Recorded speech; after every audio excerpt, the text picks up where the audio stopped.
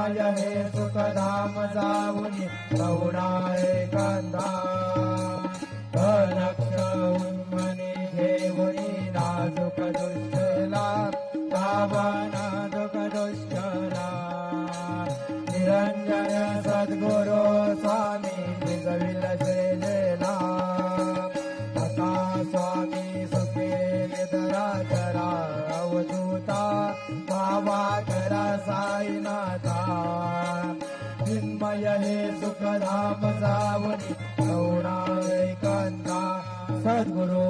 साईनाथ महाराज की जय श्री गुरुदेव